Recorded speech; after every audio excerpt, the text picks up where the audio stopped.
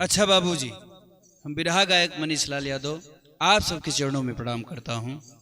और आज कलेजा मुंह को आ रहा है बताने में, बड़े दिनों के बाद ये करंट मैटर भी रहा आप लोगों के बीच में। हाल में हमारे हिंदुस्तान का हृदय कहा जाने वाला क्षेत्र, हमारे हिंदुस्तान का हृदय कहा जाने वाला राज्य जम्मू और कश्मीर, टीवी और पेपर पत्रिका के माध्यम से आप लोगों के बीच में खबर पहुंच ही गई होगी कि बीते 22 तारीख को दिन मंगलवार को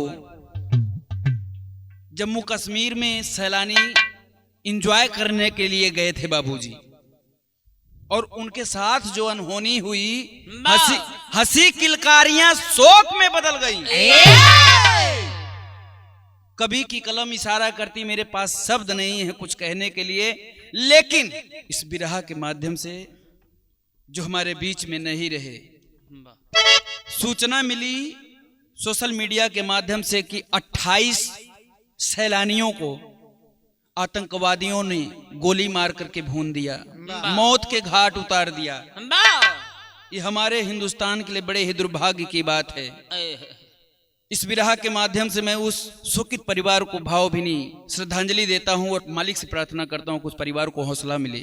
लेकिन कवि का इशारा है, 4 लाइन भूमिका में कहना है मास्टर, कैसे?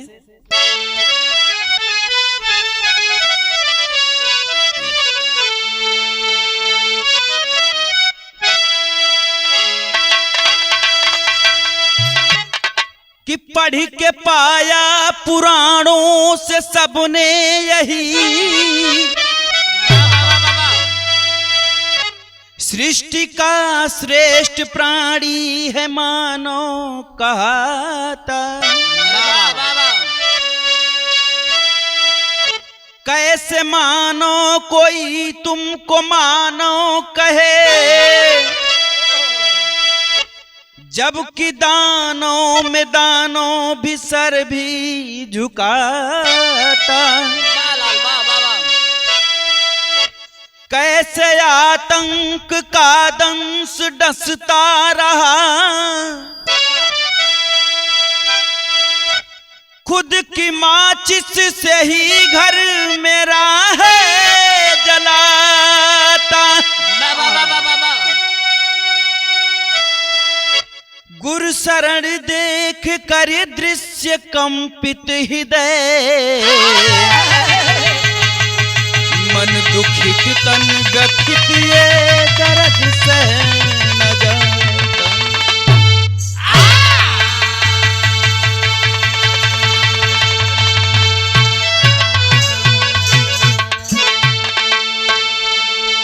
बिरहा में एकदम नई गजल।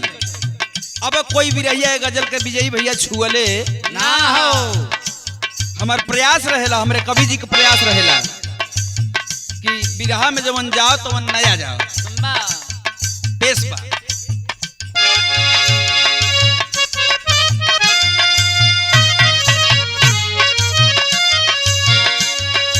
मेरी जिंदगी तू, मेरी जिंदगी तू, मोहब्बत मेरी तू, मेरी जिंदगी तू, मोहब्बत मेरी तू, तुझे है कसम बेवफा तुम न होना।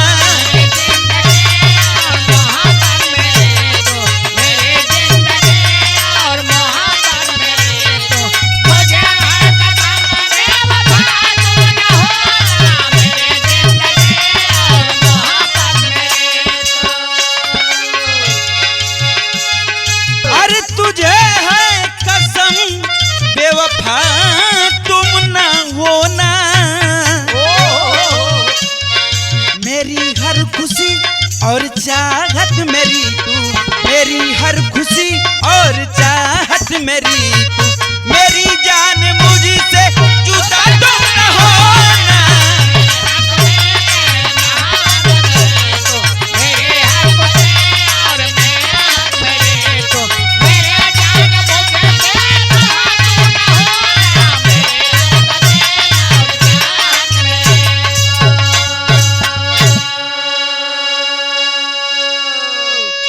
लेकिन एक गजल से बढ़िया हमारे कवि जी भाव में लिखलन का मास्टर।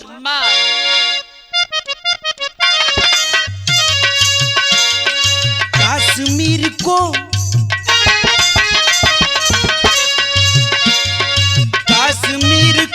स्वर्ग धरती का कहते, कश्मीर को स्वर्ग धरती का कहते, जिसे देखना सबका सपना रहा है।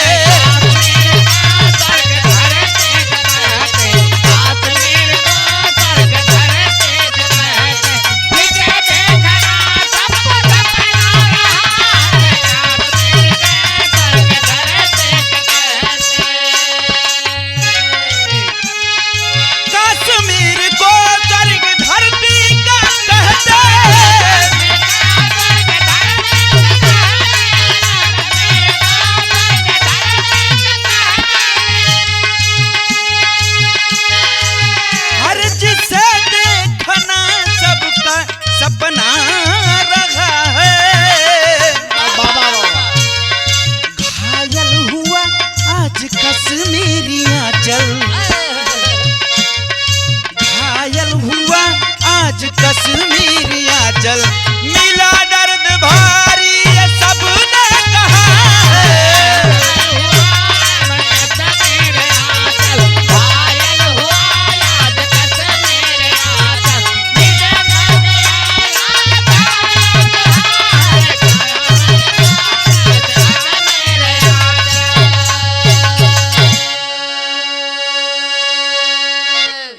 वही धरती बाबूजी जहां पर केसर और बादाम काजू को सुबह शाम बिखेरा जाता है, आज हमारे कश्मीर की घाटी खूनों से लाल है।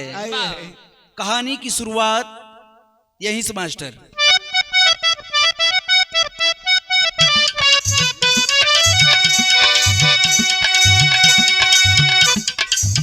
वादियां खूबसूरत स्वर्ग का इजहार करें,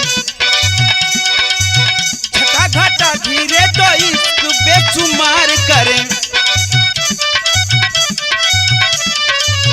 जहां दुनिया से लोग भ्रमण करने आते हैं, नजारा खूबसूरत देखकर हर्षाते हैं। इसी धारा पे नजर पाक की ना पाक रहे, मचाते दहशतगर्दी उग्रवादी ताक रहे, अपने आप को इस्लाम कहाने वाले, निहत्थे लोगों पर ये गोली चलाने वाले। आतंकवाद से ना घर किसी का बसता है, आतंकवाद से ना घर किसी का बसता है, दूसरों को जलाने में भी हाथ जलता है। स्वयं पे काबू रखो बातों के जज्बातों में, स्वयं पे काबू रखो बातों के जज्बातों में, बम गोली नहीं कलम थमाओ हाथों में।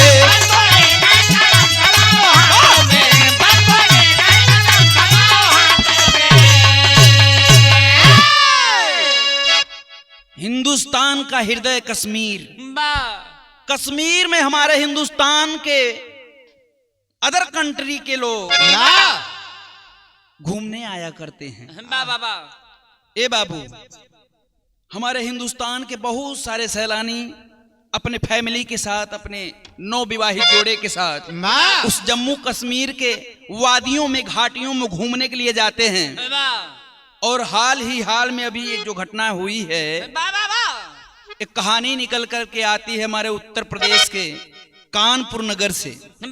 बिरहा में एक लाइन तरज मास्टर।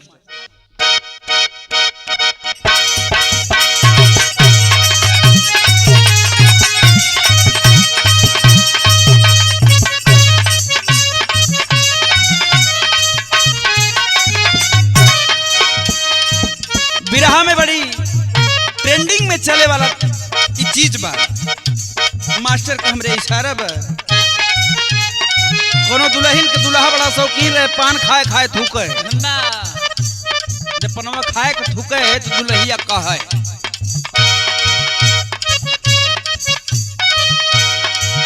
खा के पान जन जान तू हमारा हो,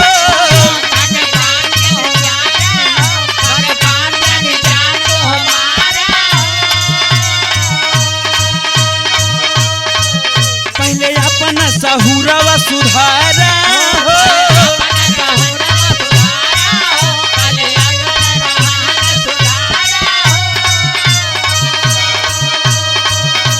के पान तू जान जनी महारा हो पहले अपन सहुरा वसुधारा हो सब लहिया कहे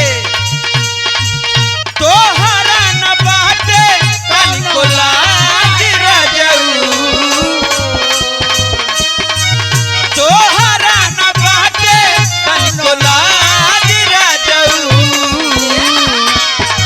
छाने छाने बदले छाने छाने बदले तोहरो मिजाज रजऊ उड़न बाज रजऊ धोखेबाज रजऊ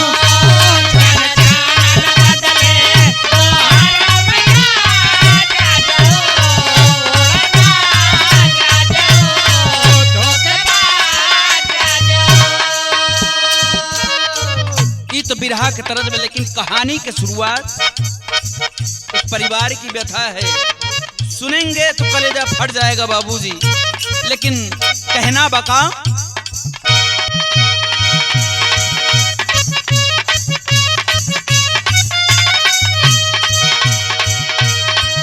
कानपुर श्याम नगर के कहानी हो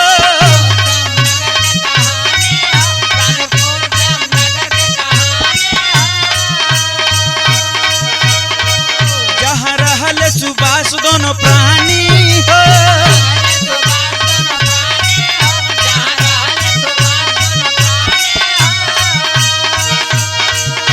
लालन शुभम जब सयान भइले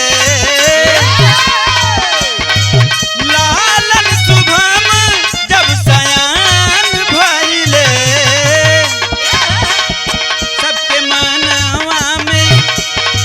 सबके मानवा में यही अरमान भइले सुखयान भइले जब सयान भइले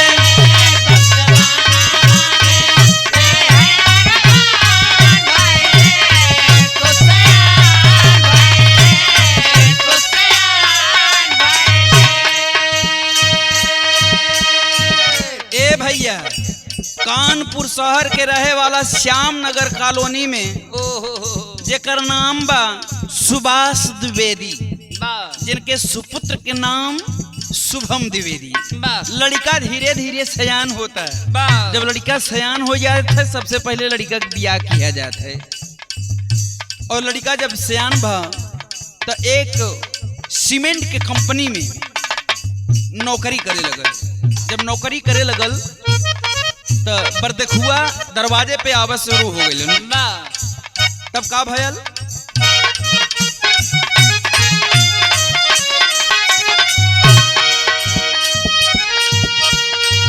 सुघर सलोनी कन्या पाके हार सावे हो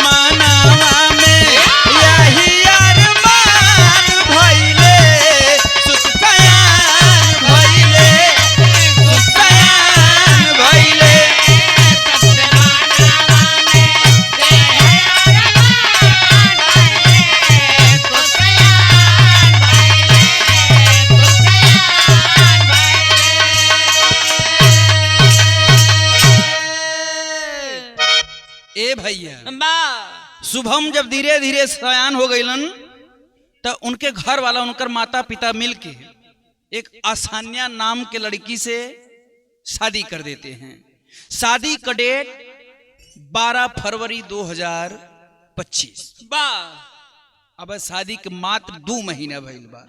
लड़कन के जब बियाह हो जाला ये भैया तो लोग घूमे के प्लान करत हैं कि कहाँ कहाँ अपना जोड़ा के साथ हम घूम ले ही। तो लड़का शुभम जो ना लड़का के नाम बा शादी भइला के बाद अपना आसानिया के साथ घूमे के तैयारी करत बा और घूमे कहाँ जाए के प्लानिंग करत बा। बिरहा में एक लाइन तरस बा, हमार हारमोनियम मास्टर के इशारा ये बा, पबजी खेला में सब्जी जरा वालू,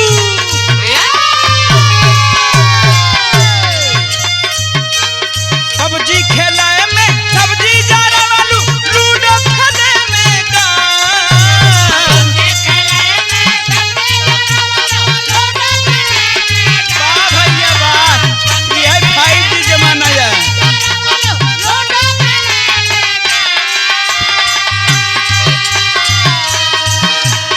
पबजी खेले में सब्जी जरा वालू, लूडो खेले में दाल, रोटियां जार देलू हो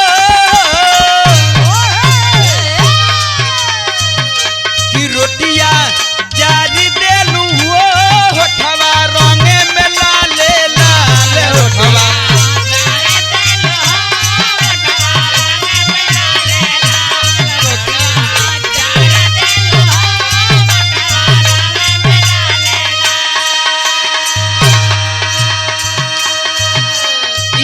तरज बा लेकिन ऐसे बढ़िया भाव। शुभम शादी विवाह भइला के बाद प्लानिंग करत बा हनीमून मनावे के। अब हनीमून मनावे उ लड़का कहाँ जाई, जवन हमारे हिंदुस्तान के सबसे सुंदर जगह हुई, ठंडा प्रदेश हुई, अच्छा प्रदेश हुई, स्वच्छ हुई, सुंदर हुई, वही जाए के प्लानिंग करता। कैसे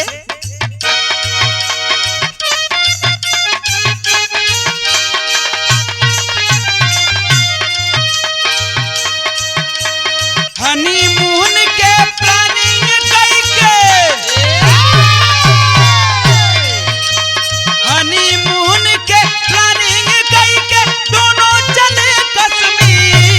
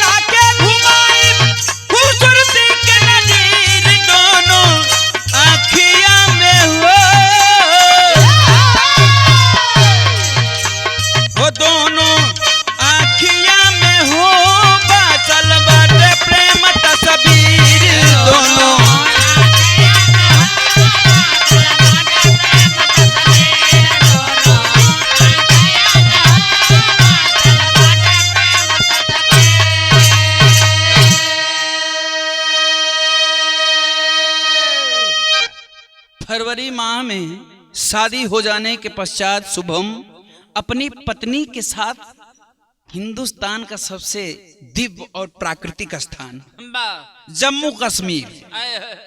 और ए भैया 17 तारीख 17 यह बीतल जो 17 अप्रैल शुभम अपने पूरे परिवार के साथ जाकर के जम्मू कश्मीर की वादियों का आनंद ले रहे हैं अपनी फैमिली के साथ। अब फैमिली गुलमर्ग के एक होटल में रुका हुआ है बाबूजी,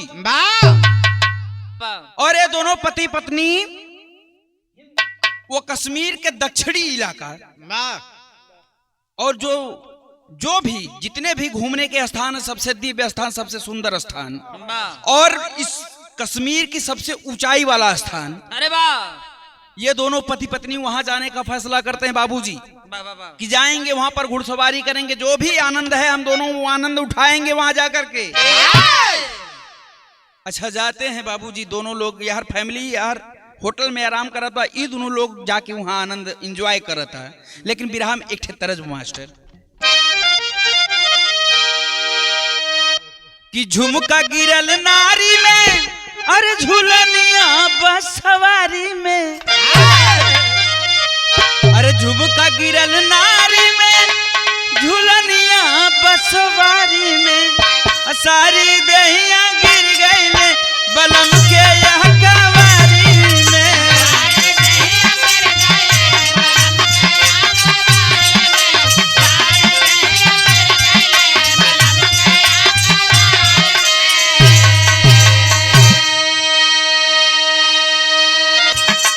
पहलगाम के पहाड़ी हो तारे घुड़ सवारी हो,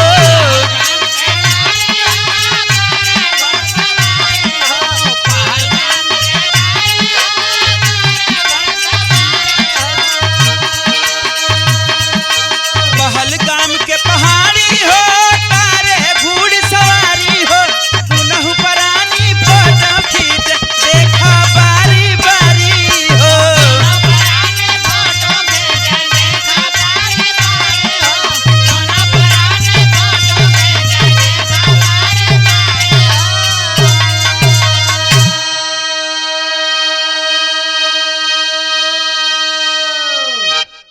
जम्मू और कश्मीर का दक्षिणी इलाका, जिस इलाके का नाम पहलगाम,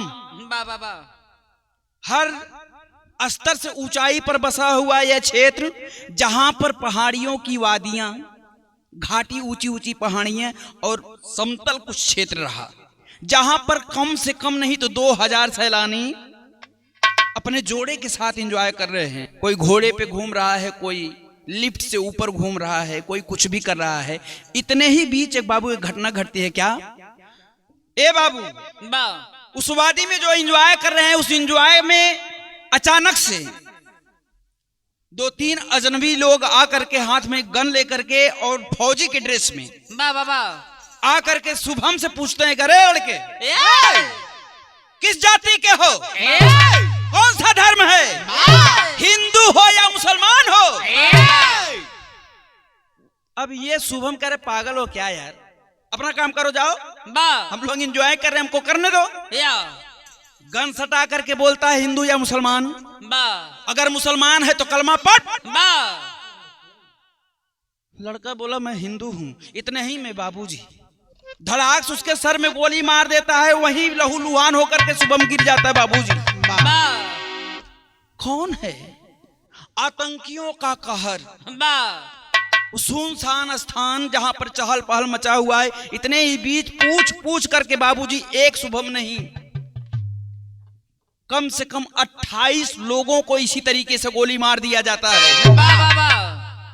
और बगल में खड़ी उसकी पत्नी दौड़ करके पकड़ती है, क्यों मारे?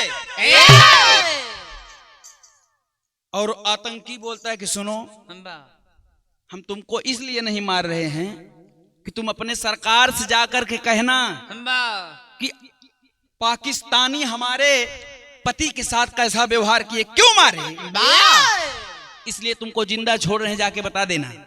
तुम्हारे सरकार के लोग हैं जो कुछ नहीं कर पाएंगे, उनको जाके बता देना। हाहाकार मच गया बाबूजी, एक के बाद एक एक एक लाश गिन गिन करके आतंकवादियों ने भून डाला। और मरने वालों की संख्या जो 9 दंपति जोड़ा है, जो पुरुष वर्ग है, महिलाओं को नहीं मारे। और इसी बीच बाबूजी जब हाहाकार मचा तो वहां पर घुड़सवारी, घोड़ा पे जो टहला कर घुमाता है एक सेक करके।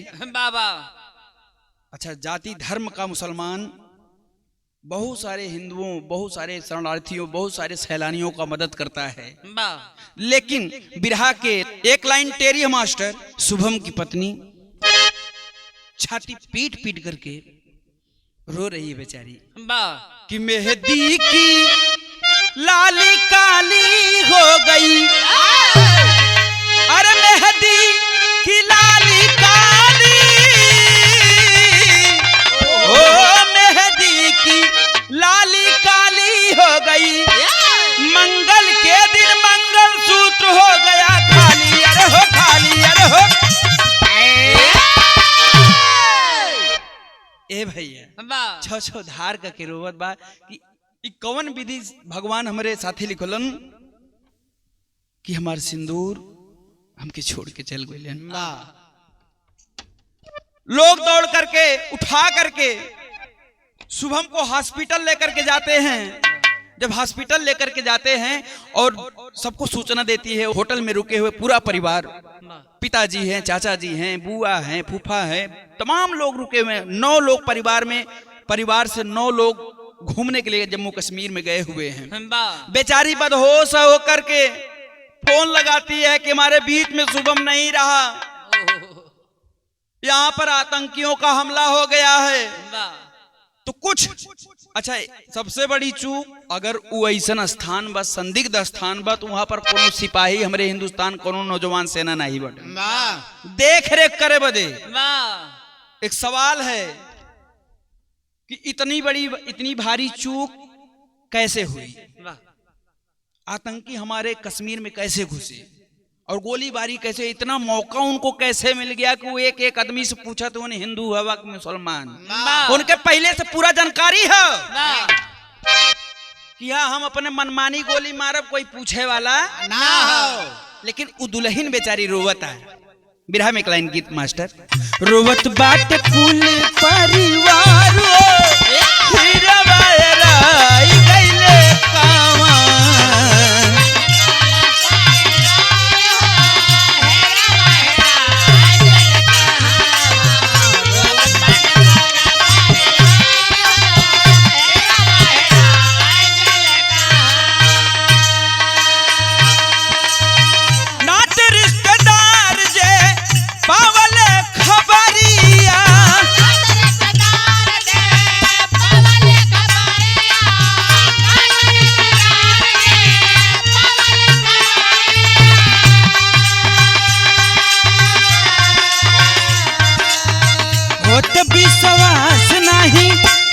विश्वास नहीं बरसे नजरिया,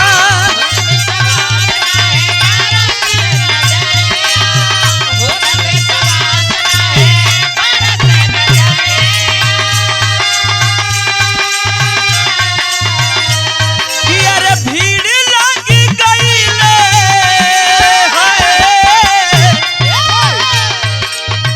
भीड़ लगी गई दुआ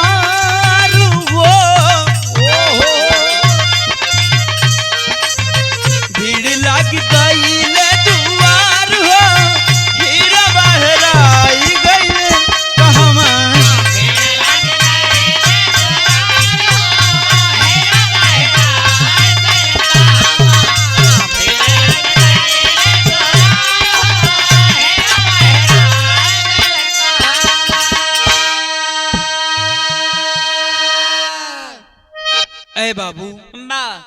ये जो हादसा जम्मू कश्मीर के पहलगाम में हुआ, जितने लोग मृत हुए हमारे बीच में नहीं रहे, उनको शहीद का दर्जा मिलना चाहिए, क्योंकि हमारे ये देश के नागरिक आतंकवादियों के हाथ मारे गए। और इसमें कहीं ना कहीं कमी हमारे सैन्य बल की है, हमारे प्रशासन की है। और ये टीवी और पेपर के माध्यम से आग की तरह फैलने लगा पूरे देश में कि फला फला आदमी, फला फला व्यक्ति हमारे बीच में नहीं रहे। अच्छा, जे जैसे जाना था भैया वैसे वो द्वार पे पहुंचा था। और हर सुभाष शुभम के पिताजी घर पे संदेशा भेजलन कि मैं शुभम की पार्थिव शरीर यहाँ से दिल्ली लेकर के जा रहा हूँ, दिल्ली से फिर कानपुर। तो जितना भी हित मीत संगी साथी नात बात हुआ सब शुभम के दरवाजे पे आके जमा हो गई। ले भैया 22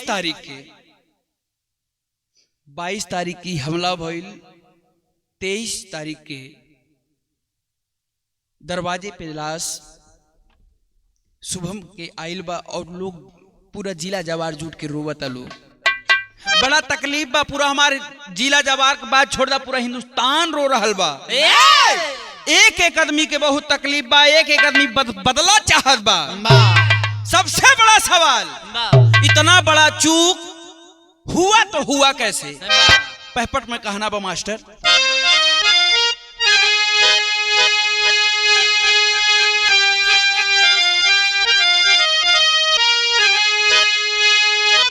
कि अरे हर एक मन में प्रश्न चिन्ह बा भारी हिस्सेदारी के। अरे हर एक मन में प्रश्न चिन्ह बा भारी हिस्सेदारी के। अकेली यही घटना के जिम्मेदारी हिस्सेदारी के।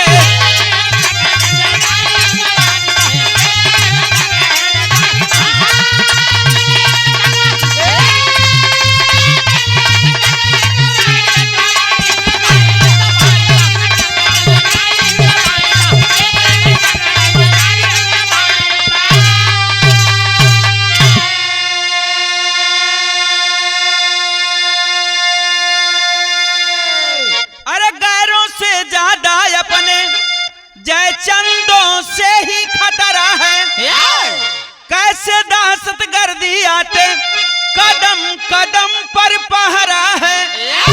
अरे देश के साथ जेकर है गद्दारी हिस्सेदारी के।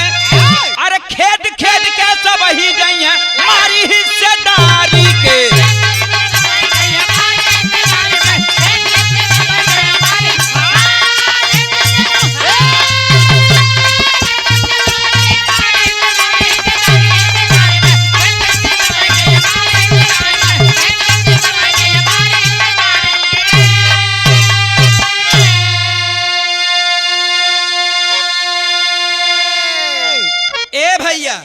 शुभम द्विवेदी के अंतिम संस्कार के बाद एक सवाल उठता है,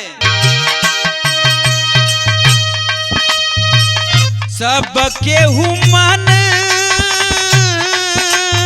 में, सबके मन में विचार कर रहे हो भैया।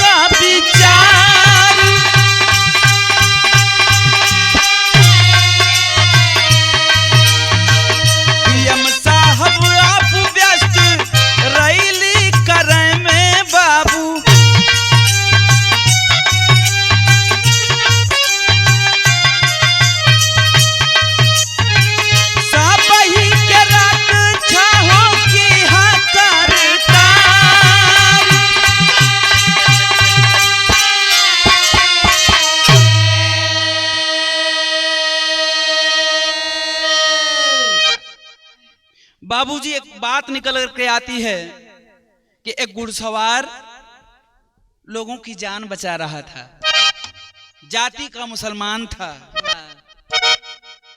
आतंकियों ने उसको भी नहीं छोड़ा क्योंकि वो तो दुश्मन की रक्षा कर रहा था उनकी नजर में, उसको भी गोली मार दिया गया। लेकिन बार हमारे हिंदुस्तान के मीडिया एक बार भी उस व्यक्ति का नाम मीडिया ने नहीं लिया कि वो जवान अपने परिवार का इकलौता सहारा था। सबसे बड़ी तकलीफ, सबसे बड़ा दर्द यही है, वो जवान अपने परिवार का इकलौता सहारा था। जवान घर में बहनें बैठी हुई हैं, बूढ़ी माँ है, पिता का साया उठ चुका है, लेकिन सरकार और हमारे देश की मीडिया न उस बंदे पर, उस बच्चे पर, उस सिपाही पर, उस वीर पर एक बार भी फोकस नहीं किया। मैं तो अनुग्रह करूंगा, निवेदन करूंगा कश्मीर में बसे हुए उसके परिवार के साथ न्याय हो, लेकिन हमारे देश के माननीय पीएम माननीय नरेंद्र दास मोदी जी अपनी रैली यहाँ इधर हमारे हिंदुस्तान में लाशें बिछी हुई हैं कश्मीर में, और यहाँ मोदी जी पूरा देश करा रहा है, लेकिन हमारे प्रधानमंत्री जी को अपनी रैली पड़ी हुई है। अरे जाति धर्म के और नहीं परिहासी चाहिए, जो भी दोषी पाया जाए उसको फांसी चाहिए।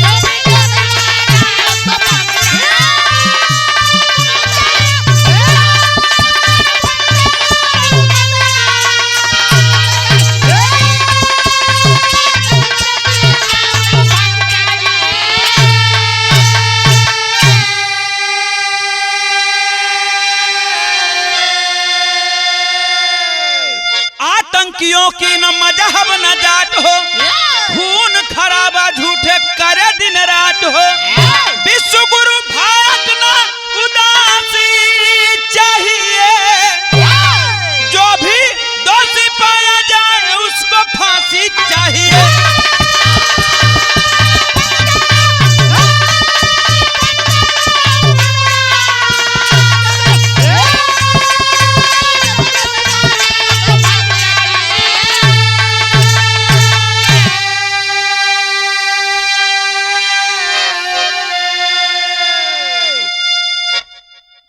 जो भी दोषी है उसको फांसी चाहिए। आतंकवादी का कोई जाति धर्म नहीं होता है, वो चाहे हमारे हिंदुस्तान का आतंकवादी हो या पाकिस्तान का। जो इन आतंकियों के संरक्षक हैं वो चाहे हिंदुस्तान के हैं चाहे पाकिस्तान के, बस दोषियों को फांसी होना चाहिए। यही हमारा निवेदन है, हिंदुस्तान के एक एक व्यक्ति की मांग है, दोषियों को फांसी होना चाहिए। गुरु बिहारी, गुरु गणेश, गुरु रामलाल मुर्गा का स्वर्ग बसे चंद्रिका कवि बच्चन कवि जब पताका हो,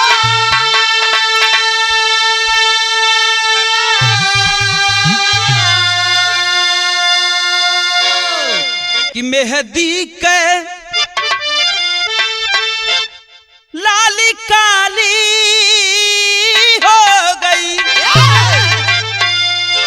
मेहदी के लाली काली हो गई, मनीष गुरु शरण के